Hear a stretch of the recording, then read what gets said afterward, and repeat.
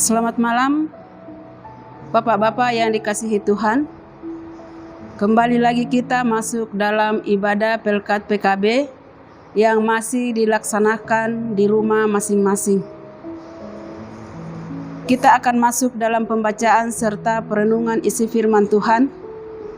Namun sebelumnya mari kita mulai dengan doa.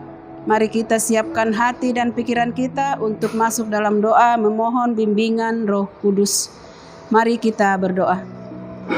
Kepadamu di malam hari ini ya Tuhan, kami datang mengucap syukur serta terima kasih di hadapan hadirat-Mu, di mana Tuhan telah menyertai dan membimbing kami sebagai bapak-bapak yang boleh melaksanakan tugas dan aktivitas kami mulai dari pagi, siang hingga pada malam hari ini.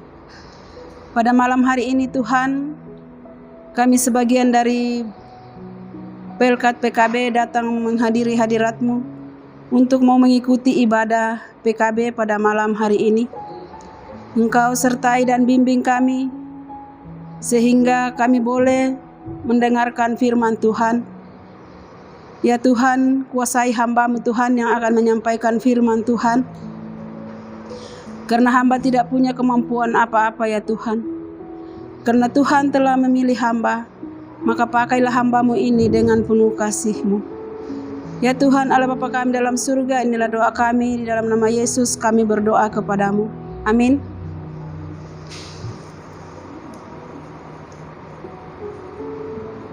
Shalom Bapak-bapak yang dikasihi Tuhan. Kembali kita bertemu pada malam hari ini di dalam ibadah PKB. Semoga kita semua di dalam keadaan yang sehat dan tidak kekurangan sesuatu apapun. Pada malam hari ini pembacaan kita terdapat di dalam Matius 11 ayatnya yang kedua hingga yang ke-11. Matius 11 ayatnya yang kedua hingga yang ke-11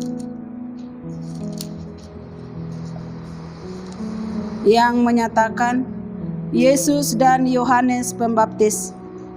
Di dalam penjara Yohanes mendengar tentang pekerjaan Kristus, lalu menyuruh murid-muridnya bertanya kepadanya, "Engkaukah yang akan datang itu? Atau haruskah kami menantikan orang lain?" Yesus menjawab mereka, "Pergilah dan katakanlah kepada Yohanes apa yang kamu dengar dan kamu lihat. Orang buta dapat melihat, orang lumpuh berjalan, orang kusta menjadi tahir, orang tuli mendengar, orang mati dibangkitkan, dan kepada orang miskin diberikan kabar baik.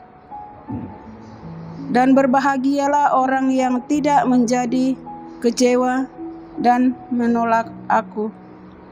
Setelah murid-murid Yohanes pergi, mulailah Yesus berbicara kepada orang banyak itu tentang Yohanes. "Untuk apakah kamu pergi ke padang gurun? Melihat bulu yang digoyangkan angin kian kemari? Atau untuk apakah kamu pergi melihat orang yang berpakaian halus? Orang yang berpakaian halus itu tempatnya di istana raja.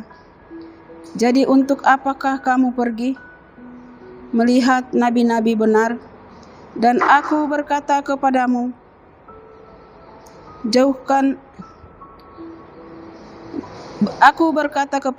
bahkan lebih daripada nabi, karena tentang dia ada tertulis, 'Lihatlah aku menyuruh utusanku mendahului engkau. Ia akan mempersiapkan jalanmu di hadapanmu.' Aku berkata kepadamu, sesungguhnya di antara mereka yang dilahirkan oleh perempuan tidak pernah tampil seorang yang lebih besar daripada Yohanes Pembaptis. Semua yang terkecil dalam kerajaan sorga lebih besar daripadanya. Demikianlah pembacaan firman Tuhan. Terpujilah Kristus Maranatha. Bapak-bapak yang dikasihi Tuhan, pembacaan kita pada malam hari ini telah diberi judul oleh Sinode, yaitu kerendahan hati pemimpin pelayan. Kerendahan hati pemimpin pelayan. Bapak-bapak yang dikasihi di dalam Tuhan Yesus, dalam pembacaan hari ini menceritakan tentang pertemuan Yesus dengan Yohanes dengan perantaraan murid-murid Yohanes Pembaptis. Ada sebuah ketidakyakinan bapak-bapak yang timbul saat pertemuan itu terjadi. Mari bapak-bapak kita lihat di ayatnya yang kedua. Di ayatnya yang kedua mengatakan bahwa di dalam penjara Yohanes mendengar tentang pekerjaan Kristus. Nah, bapak-bapak yang dikasihi Tuhan, bentuk kalimat ini menunjukkan keraguan terhadap murid-murid Yohanes. Tapi dalam keraguan itu, Yesus menanggapi dengan kalimat yang begitu tegas untuk menjelaskan keberadaannya. Di saat komunikasi tersebut terjadi, Yohanes sedang ada di dalam penjara. Bapak-bapak yang dikasihi Tuhan, walaupun Yohanes berada di dalam penjara,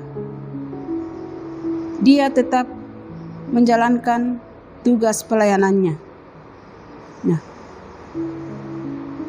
namun sebagai murid yang mengetahui gurunya berada di dalam penjara, pasti ada rasa sedih, ada rasa takut, serta masih banyak lagi rasa yang dialami oleh murid-murid Yohanes pada saat itu, yang membuat orang tersebut terpuruk di dalam kehidupannya. Apalagi hal ini Yohanes yang mengalami secara langsung dapat membuat penurunan kualitas hidupnya atau hidup seseorang.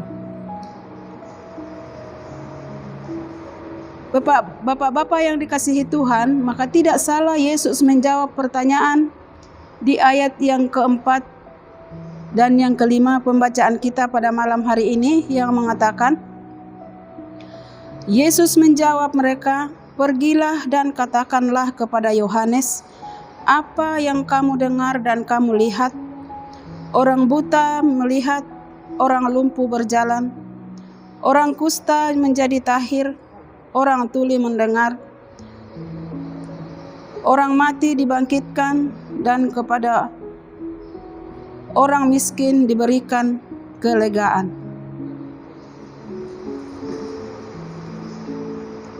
Yang ingin mereka buat dan menceritakan semangat juang pelayanan Yohanes kepada setiap orang.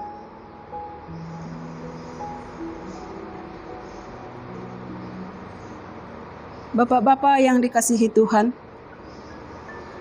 bukan kemewahan serta kepandaian kita untuk berbicara menjadi seorang pelayan atau seorang pemimpin. Di sini menceritakan tentang kesederhanaan serta kerendahan hati merupakan prioritas utama sebagai pelayan Tuhan.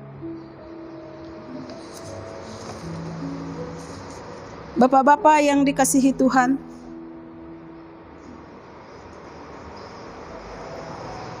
pernahkah kita merasa di dalam diri kita bahwa kita tidak mampu untuk melayani karena kita merasa tidak bisa. Saya rasa kita semua pasti bisa, Bapak-bapak. Hanya kita mungkin kurang percaya diri. Bapak-bapak yang dikasihi Tuhan, apabila mengalami masalah di dalam kehidupan kita, di dalam pelayanan kita, ingatlah bahwa Tuhan sedang menguatkan rohani kita. Ia sedang memperlebar kapasitas perubahan hidup yang ada di dalam diri kita. Jadi saya ingatkan kepada bapak-bapak sekalian, di dalam kehidupan kita sebagai kepala rumah tangga, apabila kita mengalami sesuatu hal, janganlah kita selalu menyalahkan orang lain, termasuk istri kita, termasuk anak kita, dan juga termasuk Tuhan. Karena kenapa Bapak-bapak, di dalam kehidupan kita, kalau kita mengalami suatu masalah, kadang kita menyalahkan seseorang. Jalanilah segala sesuatu dengan penuh kerendahan hati dan selalu berserah kepadanya, agar kita mampu merasakan kehadiran Tuhan di dalam kehidupan kita, di dalam keluarga kita, di dalam pekerjaan kita, bahkan di dalam persekutuan kita sebagai PKB. Biarlah kehadiran Tuhan senantiasa hadir di dalam ruang kehidupan kita. Tuhan Yesus memberkati. Ambil saat teduh.